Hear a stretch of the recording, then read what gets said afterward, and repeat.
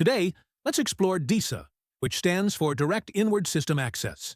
This is a powerful feature that allows an external caller to access and use internal PBX features as if they were an extension within your system.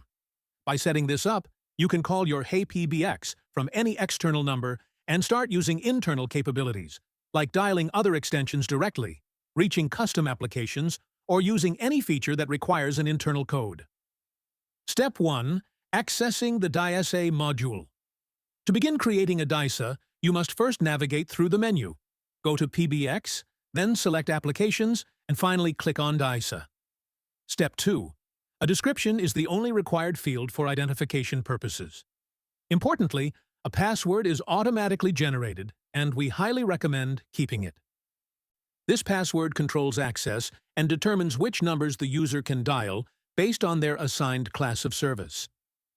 Step 3. Next, you need to establish a caller ID name and a caller ID number. You must configure these details because the DISA feature allows the external user to place outgoing calls through your system.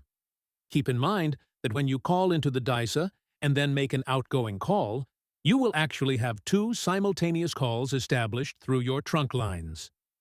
Step 4. Configuring timeouts. Finally, we configure the timeout settings. The response. Timeout defines the time in seconds the user has to enter the first number. The digit timeout is the time allowed between each digit pressed. Once you're done, remember to save and then apply changes. Your new DISA is now ready.